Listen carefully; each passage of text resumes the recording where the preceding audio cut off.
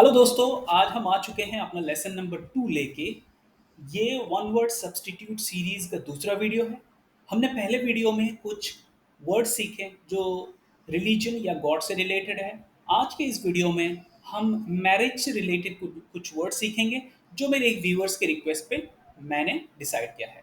तो यहाँ पे देखिए, हमने कुछ वर्ड्स सीखने के लिए हमने यहाँ पे 3 डिवीजन बना लिया। एक तो हो गया बिफोर मैरिज, एक हो गया ड्यूरिंग मैरिज और एक हो गया आपका आफ्टर मैरिज। सो यहाँ पे हम पहले बिफोर मैरिज को देखते हैं।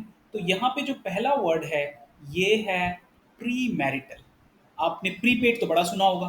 प्रीपेड का मतलब ये हुआ कि आप पहले भुगतान करते हैं, पहले पैसे दे देते हैं ना। तो प्री माने बिफोर, तो मैरिटल माने मैरिज। सो शादी से पहले का जो भी काम होता है या जो भी आइडियाज एसोसिएटेड होते हैं उसको हम प्री मैरिटल बोलते हैं।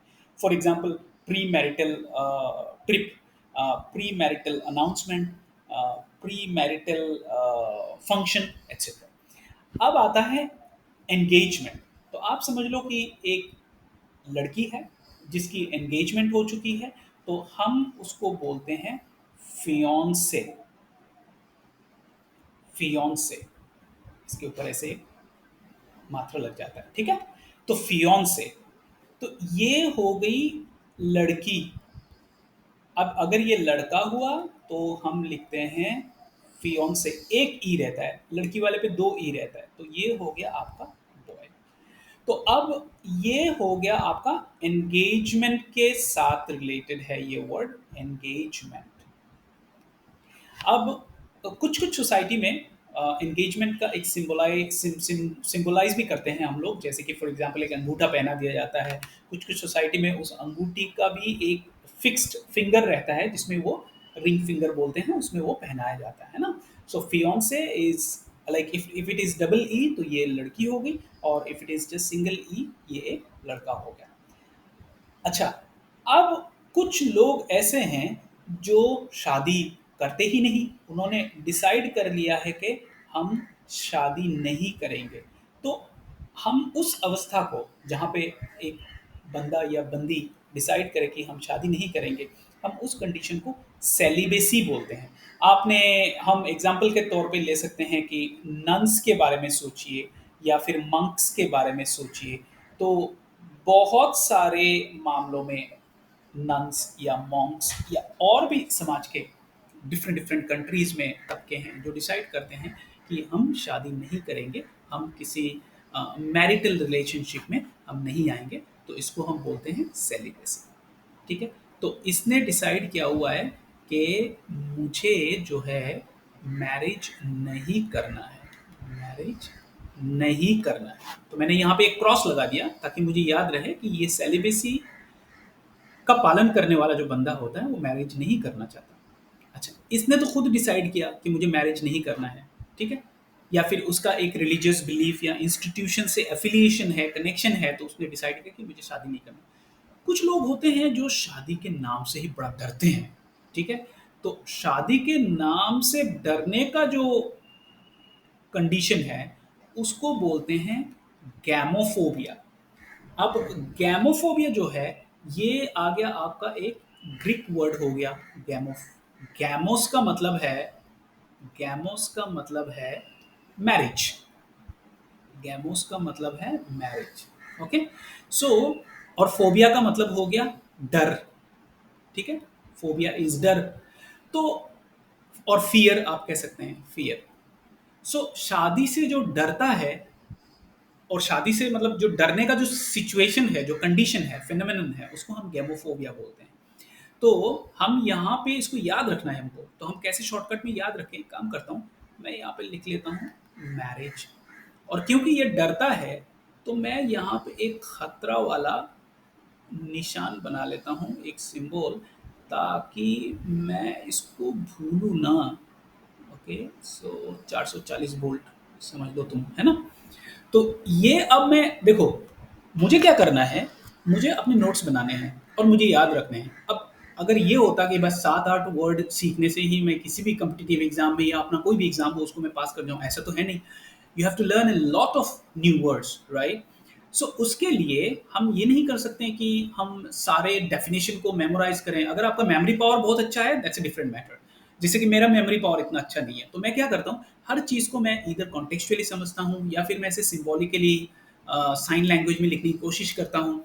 तो मेरे लिए गैमोफोबिया अब बहुत आसान हो गया। मैंने मैरिज लिख दिया और एक डेंजर साइन का जो वो होता है मैंने उसको लगा दिया। अब मैं इसको क्या करूँगा, अपना प्रिंट आउट करूँगा या फिर मैं कहीं पे लिखूँगा, लिख के मैं अपने स्टडी टेबल के सामने लगा दूँगा। जब भी मैं गैमोफोबिया देखूँगा तो मुझे उसकी डेफिनेशन से कोई मतलब नहीं है। अब मैं इसको देखूँगा तो मुझे डेफिनेशन याद आ जाएगा। ठीक है? और यहाँ पे एक और वर्ड है, एक बंदा है जो मिसोगैमिस्ट कहलाता है। मिसोगैमिस्ट, आप याद रखिएगा। मिसो मिसोस जो है ये भी एक ग्रीक वर्ड है, मिसोस। ठीक है? मिसोस का मतलब ये हुआ कि ये हेट करता है। मिसोस में ये हेट करता है। तो गैमी का मतलब हमने यहाँ पे भी देख लिया। ठीक है? तो ये मैरिज है। तो misogamist is someone who hates marriage. So मैं एक काम करता हूँ, मुझे भी इसको भी तो याद रखना है, तो मैं यहाँ पे लिख लेता हूँ मैरिज। और क्योंकि मुझे इसको याद रखना है तो मैं एक काम करता हूँ, यहाँ पे बना लेता हूँ एक गन। क्योंकि जब हेट करता है बंदा तो उसका सिंबल एक होना चाहिए, तो मैंने लिख दिया यहाँ पे गन। यहाँ पे मैं कर देता हूँ, एक तलवार भी बना लेता हूँ। पता नहीं ये कैसा तलवार हो रहा है भाई साहब, बट एनीवे समझ लो ये तलवार है, आप अच्छी तरह से ड्रॉ कर लें। तो अब मैं जब मिसोगैमिस देखूंगा तो मैरिज के आसपास में मैं इस तरह के सिंबल्स देखूंगा तो मुझे समझ में आ जाएगा कि दिस पर्सन हेट्स मैरिज। अच्छा, अब आते हैं हम लोग ड्यूरिंग मैरिज में। ड्यूरिंग मैरिज में सबसे पहला वर्ड जो है वो है मैट्रीमोनी। अब मैट्रिमोनी क्या है? मैट्रिमोनी विवाह का जो, शादी का जो सिचुएशन है, the state of being married, मतलब शादी का जो अवस्था है उसको हम मैट्रिमोनी बोलते हैं, state of being marriage, married sorry, the state of being married. Okay.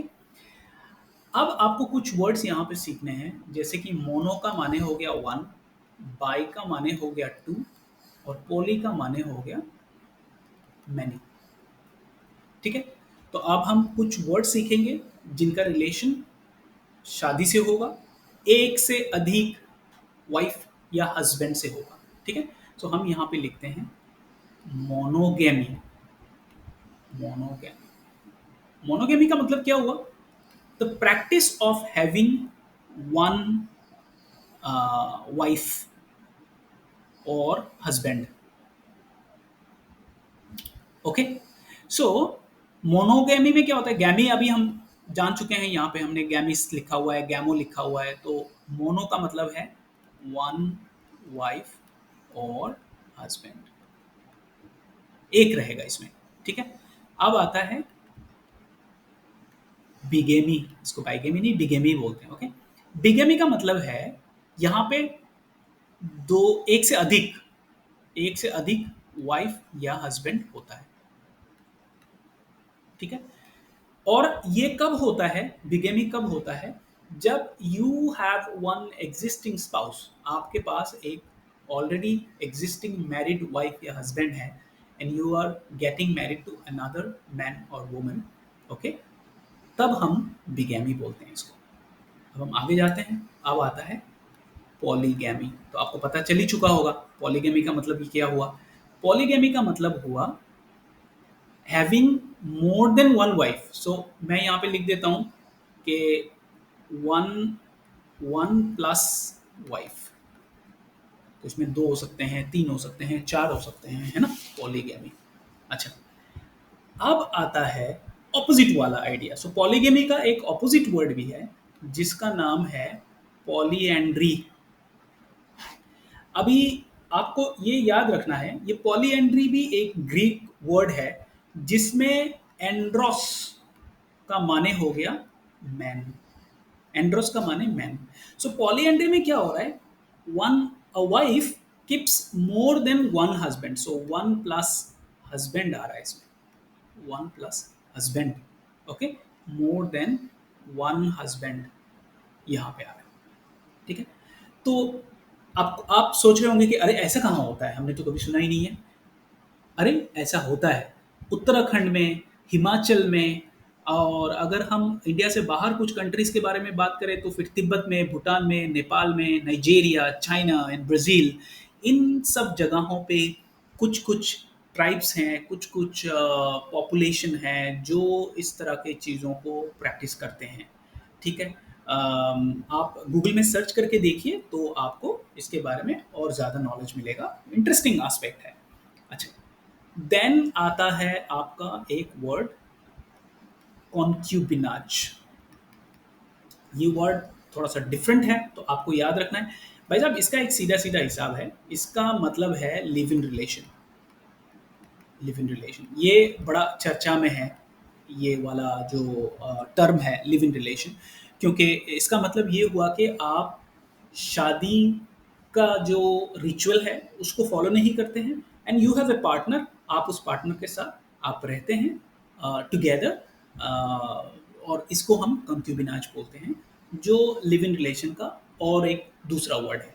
तो इसको लेके भी बहुत सारे इंटरेस्टिंग एस्पेक्ट्स हैं, बहुत सारे सोसाइटी का और लीगल एस्पेक्ट्स जो हैं, और आए दिन आप न्यूज़पेपर में देखेंगे तो आप देखेंगे कि बहुत सारे कोर्ट्स की बहुत सारे राय भी आ रहे हैं इस बारे में लेके। तो क्योंकि ये एक ऐसा कॉन्सेप्ट है जो ट्रेडिशनल सोसाइटी का जो रूल्स एंड रेगुलेशंस है या फिर बिलीफ्स हैं, थॉट्स हैं या रिलीजियस आइडियाज़ हैं, उनमें शायद से कहीं ना कहीं फिट नहीं होता। तो इसको लेके भी बहुत सारा कंफ्यूजन है। सो कंक्यूबिनाज, live in relation, okay, you have a partner, and you stay with your partner without marriage. अच्छा, अब आता है एडल्टरी। एडल्टरी ये लास्ट वर्ड है हमारे इस मामले में। सो एडल्टरी में क्या हो रहा है, एडल्टरी में यू हैव अ वाइफ और a husband, and you like get into a relationship with another man or woman while you are still in marital relationship। तो अब आप देखिए, यहाँ पे जो है एडल्टरी में आप शादी ऑलरेडी आपकी हो चुकी है, आप दूसरा रिलेशन एस्टैब्लिश कर रहे हैं, लेकिन आप दूसरे रिलेशन में शादी नहीं कर रहे हैं। लेकिन अगर आप यहाँ पे देखें, जैसे कि हमारा यहाँ पे बिगेमी हो गया, यहाँ पे हमारा पॉलीएंड्री हो गया, इसमें ऐसा नहीं है कि आप शादी में हैं और दूसरा एक मतलब एक मतलब विदाउट एनी मैरिज एक रिलेशनशिप एस्टैब्लिश कर रहे हैं। इन दोनों मामलों में आप शादी के बाहर और दूसरा शादी बना रहे हैं। और यहाँ पे क्या हो रहा है, यहाँ पे अब शादी तो आपकी हो चुकी है, लेकिन उस शादी के बाहर आप एक रिलेशन बना रहे हैं जिसमें आपकी शादी नहीं हो रही है। ओके, सो ये इसका भी बहुत सारे लीगल कॉन्सिक्वेंसेस है और इंटरेस्टिंग एस्पेक्ट्स भी हैं इन सब चीज़ों के। सोशल एस्पेक्ट्स हैं, लीगल एस्पेक्ट्स हैं, आप गूगल में सर्च करिए, पढ़ के देखिएगा। अच्छा, अब हम आते हैं आफ्टर मैरिज में। अब देखो, कभी-कभी क्या होता है आफ्टर मैरिज, ये वर्ड है आपका विडो। सो विडो का मतलब ये हुआ कि जिनके हस्बैंड का डेथ हो गया, तो ये वाइफ हैं और हस्बैंड का डेथ हो चुका है, तो हम इसको बोलते हैं window. Okay, this is for female, आप इसको याद रखिएगा, दिस इज फॉर फीमेल। ठीक है, अब हम आते हैं दूसरे वर्ड पे, ऑपोजिट वर्ड पे, विडोअर। विडोअर जो है, ये मेल है, ये मेल है, और इनका जो है, इनका वाइफ का देहांत हो चुका है, शी एक्सपायर्ड, सो हम इनको बोलते हैं विडोअर। अब आते हैं और एक वर्ड पे जिसमें हम बात करेंगे स्पिनिस्टर का। स्पिनिस्टर, अच्छा, ये 1300 सदी में आया हुआ एक वर्ड था, 1300s, अराउंड 1300s। तो इसमें स्पिन करने का मतलब आप बहुत सारे लोग शायद से गेस कर भी चुके होंगे। स्पिन करने का मतलब है वीविंग, ओके, बुनना। ठीक है, वीविंग बोलते हैं ना, कपड़े बुनते हैं या कुछ स्वेटर बुनते हैं, तो स्पिन करना। तो स्पिनस्टर मतलब वही जो बुनता है, इसका अगर हम लिटरल मीनिंग निकालें। लेकिन यहाँ पे क्या हो रहा है, स्पिनस्टर का मतलब ये हुआ कि एक वुमन, एक, ये जनरली फीमेल है, ये फीमेल है जो जिन्होंने शादी नहीं की है। ठीक है, शी इज़ ए फीमेल जिन्होंने शादी नहीं की है और अब उनकी वो उम्र भी नहीं है कि वो शादी करें। तो तकरीबन-तकरीबन इन्होंने डिसाइड किया हुआ है कि मैं शादी नहीं करूँगी या किसी कारणवश इनकी शादी हुई नहीं है। तो अब बात ये आता है कि स्पिनिस्टर कहाँ से आया?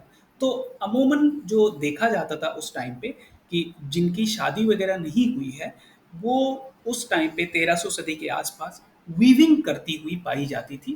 अमूमन वीविंग करती हुई पाई जाती थी, तो इनको इसीलिए स्पिनिस्टर बताया जाता है।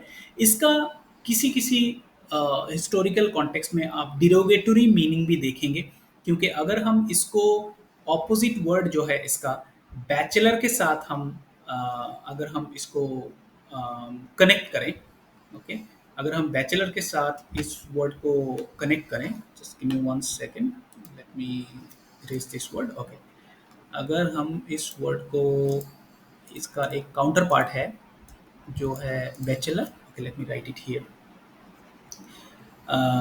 बैचलर के साथ अगर हम इसको कॉन्ट्रास्ट करें, तो बैचलर एक ऐसा शख्स है जो मैं हिस्टोरिकल कॉन्टेक्स्ट में बात कर रहा हूँ, जिसको बुरी नज़र से नहीं देखा जाता था, उसको ऐसा देखा जाता था कि he has like all the possibilities of becoming a husband, okay, but spinster को किसी किसी हिस्टोरिकल कॉन्टेक्स्ट में इसको एक डिरोगेटरी सेंस में भी यूज किया जाता था।